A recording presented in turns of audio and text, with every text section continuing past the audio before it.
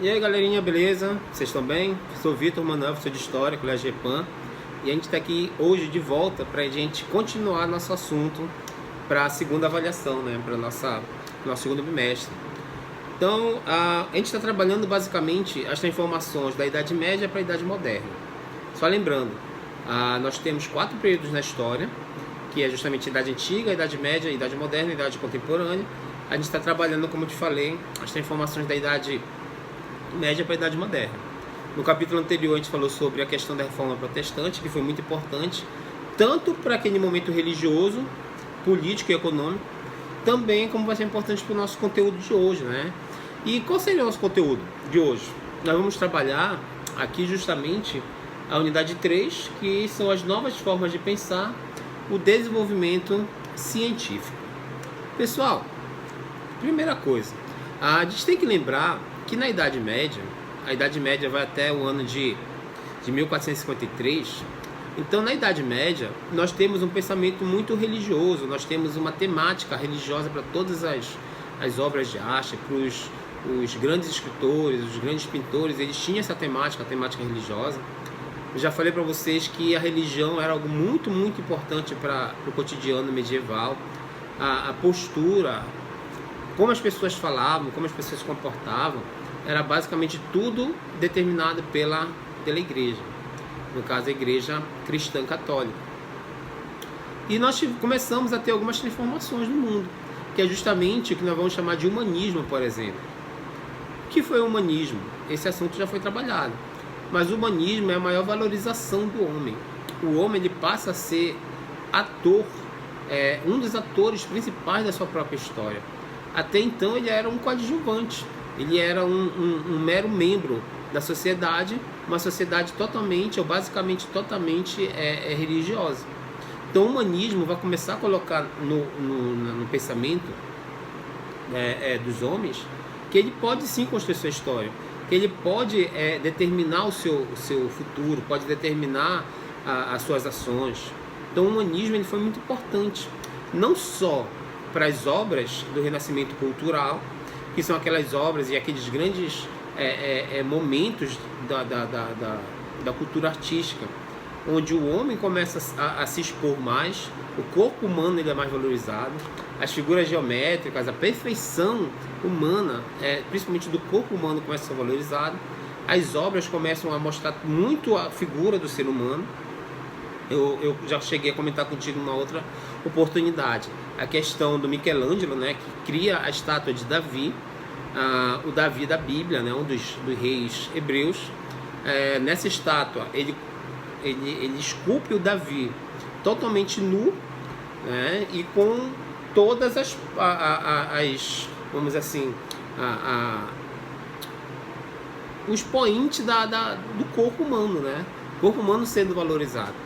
Então o humanismo ele é muito importante para isso. Pessoal, as artes sofreram uma grande mudança, uma grande transformação. E a ciência? Tá? É muito importante a gente entender o que é ciência. Ciência é todo um conjunto de conhecimentos baseado principalmente na experiência, baseado principalmente naquilo que é comprovado, naquilo que a pessoa consegue enxergar e consegue ter uma explicação racional. A ciência, por exemplo, ela pode ser vista de forma empírica, quando a pessoa observa, vive a situação e começa a aprender com aquilo, mas também ela também pode ser vivida de uma forma racional, onde o pensamento, onde a tentativa de uma explicação lógica para aquilo, ela acontece.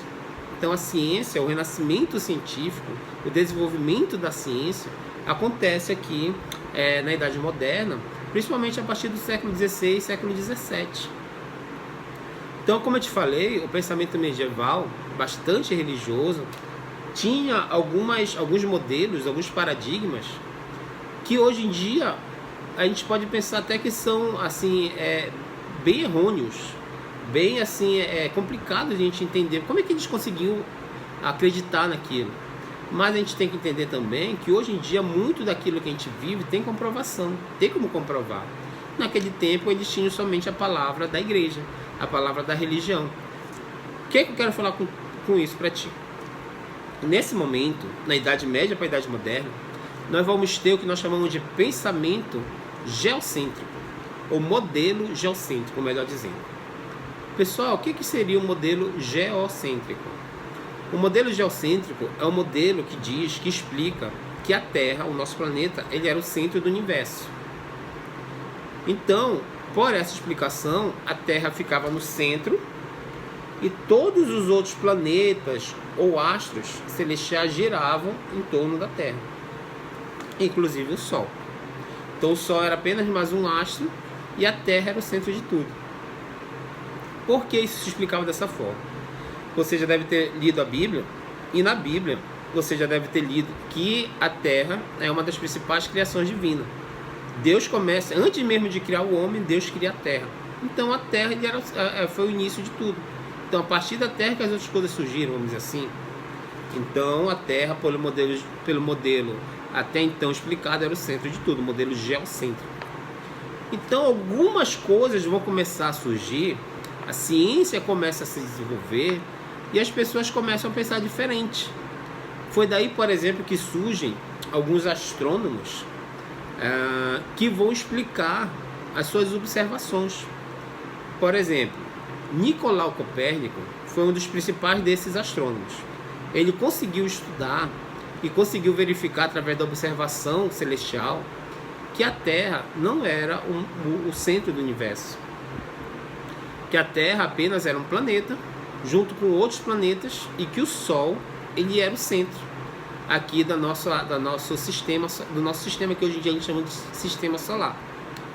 Então criou-se o Nicolau Copérnico, ele cria um modelo chamado de modelo heliocêntrico. Hélio significa Sol e cêntrico é o centro. Então o modelo em que explica que o Sol é o centro. Esse tipo de situação não era muito bem vista, por exemplo, pela igreja, porque vinha de encontro com o que a igreja pregava, com o que a igreja explicava. Era nesse momento que nós chamamos de heresia questionar a igreja. Heresia é todo questionamento, é toda ação feita contra os dogmas da igreja. Então, explicar cientificamente coisas que a igreja explicava de outra forma era um pecado, era uma heresia. Bem, o Nicolau Copérnico ele foi sucedido por um outro astrônomo, um outro cientista chamado de Galileu Galilei. O Galileu Galilei ele usou as técnicas já criadas, por exemplo, o telescópio já tinha sido criado nesse momento. Ele começou a observar mais ainda o céu e ele conseguiu comprovar o modelo do Nicolau Copérnico, mas também conseguiu enxergar outras coisas, como por exemplo a sombra dos planetas. A Terra, por exemplo, não é plana, como muitas pessoas ainda acreditam que brincam em dizer. A Terra ele conseguiu, através de várias comprovações, até mesmo comprovações da observação dos gregos antigos, que a Terra tinha uma sombra, tinha uma curvatura. O Galileu Galilei ele foi um dos mais perseguidos pela Inquisição, pelo Tribunal do Santo Ofício. Por exemplo, o Galileu ele foi preso numa prisão domiciliar e lá ele morreu, provavelmente cego, porque ele não enxergava a luz do sol, não enxergava a luz do dia, vamos dizer assim, e isso danificou a sua visão. Mas ele foi julgado pelo Tribunal da Santa Inquisição. Para não morrer, ele foi obrigado a se enclausurar. Ele foi preso na casa. Outro cientista muito importante nesse momento foi o Kepler. Então o Kepler ele conseguiu, através das suas observações, fazer um estudo bastante aprimorado da órbita dos planetas. Isso é um assunto muito bacana da gente lembrar e da gente entender. Cada planeta ele vai ter uma órbita, cada astro ele vai ter uma órbita. E essa órbita vai ser, segundo o Kepler, e já foi comprovado cientificamente, vai ser uma órbita elíptica. Se você for ver o que é uma elipse, é uma figura geométrica que ela parece um ovo, ou seja, ela é um círculo, mas só que em uma das pontas ela é um pouco mais aguda, uma espécie de um ovo, né? Isso explica por que nós temos as estações do ano, porque nós temos épocas do ano que são mais frias ou mais quentes, é porque em algum determinado momento da órbita dos planetas em relação ao Sol, a Terra se afasta mais do Sol. Isso o Kepler conseguiu entender. O que o Kepler não conseguiu explicar, e depois, alguns anos depois, outro cientista, talvez até mais famoso para a gente, vai conseguir explicar, que foi o Isaac Newton. O Isaac Newton, ele conseguiu estudar e conseguiu, vamos dizer assim, criar um postulado, a teoria da gravidade. A teoria da gravidade, ela é muito importante da gente entender. A teoria da gravidade, ela explica que corpos de maior massa atraem corpos de menor massa. Então é por isso que quando a gente pula aqui, se você está no chão, você pula, automaticamente você desce para o chão novamente. Se você solta uma bola de papel, uma pedra, uma caneta na sua mão, ela vai automaticamente para o chão. Por quê? A Terra tem uma massa infinitamente maior do que qualquer corpo em cima dela, então ela traz objetos para ela. Então quando você, por exemplo, viaja, você não, mas os astronautas, a NASA, por exemplo, quando a NASA envia homens para a Lua, e lá eles pisaram, por exemplo, no final da década de 60 e até meados da década de 70, houveram pelo menos 5 expedições tripuladas onde o homem pisou na Lua. Então, pelas imagens de vídeo, nós temos muitas filmagens sobre isso. Quando o homem na Lua dá um pulo, ele demora mais tempo para cair para o chão novamente, para vir para o chão na Lua. Por quê? Porque a massa da Lua é muito menor que a massa da Terra, muito menor. Então a gravidade na Lua é menor do que a gravidade na Terra. E assim também é a órbita dos planetas. Porque um planeta, por exemplo, não se choca com o Sol? Porque a Terra não vai em direção ao Sol e também ela não vai embora, assim, mais distante do Sol. Porque a Lua, por exemplo, não se choca na Terra, ou a Lua não vai para mais longe da Terra? Justamente porque a gravidade, ela acaba atraindo, e dependendo da massa dos corpos, os corpos acabam entrando em vamos dizer assim, atmosfera, né? Eles acabam entrando na órbita dos planetas, melhor dizendo. Então, esses foram assuntos que durante esse desenvolvimento da ciência, século XVI, século XVII, século XVIII, nós começamos a ver bastantes teorias sendo iniciadas e que hoje em dia são comprovadas cientificamente, e cada dia mais nós temos gente trabalhando ciência, trabalhando coisas novas, muito importante para todos nós. Mas não foi, por exemplo, somente na parte da astronomia, na parte dos corpos celestiais, que houveram desenvolvimentos. Por exemplo, nós tivemos desenvolvimentos na navegação. Por exemplo, desde o século XV até XVI, século XVII, nós tivemos vários avanços na tecnologia naval, como, por exemplo, o surgimento das caravelas, a invenção das caravelas, no caso, alguns instrumentos de navegação, como o astrolábio, a bússola, escolas de navegação sendo criadas para os homens começarem a se lançar no oceano. Foi nesse momento, por exemplo, no final do século XV, início do século XVI, que o Novo Mundo, no caso, a América, foi descoberta. Foi através dessas inovações, desse desenvolvimento científico que nós estamos estudando. Outra coisa muito importante também foi a questão da medicina, muito importante. Por quê? Foi nesse período de desenvolvimento científico, no século XVI, século XVII, que os primeiros estudos do sistema circulatório foram iniciados. Por exemplo, estudou-se a questão do coração. Inclusive, aproveitando-se das teorias do Copérnico e do Galileu, um dos cientistas chegou a comparar o coração como o Sol, que ficava no meio, e dali circulava todo o sangue para o nosso corpo, para o nosso organismo. Foi descoberto, por exemplo, os movimentos do coração, quando ele se infla para encher de sangue, quando ele se contrai para expandir o sangue para o corpo. Tudo isso foi desenvolvido nesse período. Hoje em dia você sabe que a medicina está muito avançada, muito aprimorada, mas houve o início, né? Houve o início daqui nesse desenvolvimento do século XVI e do século XVII, tá?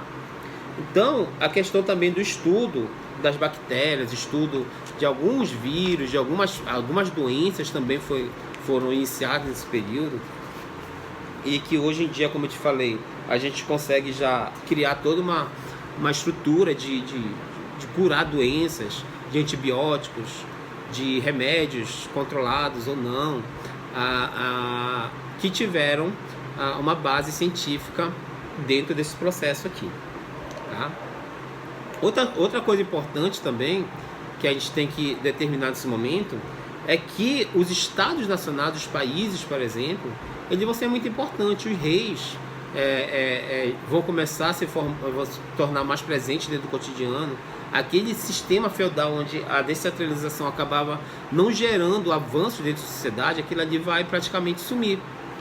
Então, essas inovações também vão estar muito relacionadas com a criação de estados nacionais, de países. Os países eles vão ser muito importantes também no desenvolvimento científico. Então, fora essas questões, é importante também a gente falar sobre, ou lembrar, já que o livro está falando sobre isso, na questão do barroco, né? Na questão também das artes. Bem, a gente estudou no capítulo passado sobre a Reforma Protestante que a Igreja acabou determinando uma contra-reforma, que foi o contra-ataque à reforma iniciada por Martinho Lutero.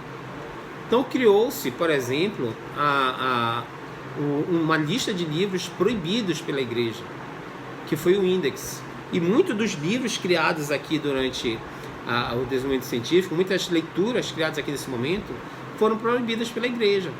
O Barroco, por exemplo, que foi muito famoso aqui na América, principalmente no Brasil, na região ali de Minas Gerais, Ouro Preto. O Barroco ele foi um estilo artístico baseado muito no contato de Deus com os homens, né? Da relação do homem com Deus, na submissão de homem com Deus. Foi uma retomada, uma tentativa de retomada do poder, né, da igreja sobre a população. Então foram criadas igrejas enormes. Aqui, por exemplo, quando eu falei em Minas Gerais, o Aleijadinho criou muitas dessas igrejas, esculpiu muito das artes nessas igrejas, muito em decorrência do ciclo da mineração que estava acontecendo aqui no Brasil. Então o Brasil tinha capital para poder investir, principalmente alguns dos que tinham lavras de exploração de ouro, contratavam esses artistas, e o mais importante dele foi o Aleijadinho, dentro do estilo barroco. Então essas inovações também são importantes a gente entender. Tá bom, pessoal? Então é muito importante que vocês leiam o material, que vocês peguem o livro e estudem todas essas inovações, esse desenvolvimento da ciência, para que você esteja inteirado naquilo que aconteceu alguns séculos atrás, mas que de certa forma tem uma repercussão muito válida ainda para o nosso dia a dia, para o nosso cotidiano, né? Então, se hoje você vai querer ser um cientista, se você vai querer ser um professor, por exemplo, aqui nesse momento, as universidades, nesse momento aqui do desenvolvimento científico, as universidades vão ser muito importantes para a difusão do conhecimento. Você sabe que nem todos sabiam ler e escrever, mas a prensa, né, que é uma máquina para rodar textos e livros, a prensa foi criada aqui nesse momento. Então, com a prensa e com o material escrito circulando, as pessoas começaram a ter maior conhecimento de tudo o que estava acontecendo. A própria Bíblia, a igreja pegou carona nessas inovações, porque foi com a prensa que a Bíblia começou a ser mais popularizada. Como é que você tinha acesso à Bíblia, isso na Idade Média, você sendo um servo, um camponês? Dificilmente você não teria. Primeiro, existiam pouquíssimos exemplares.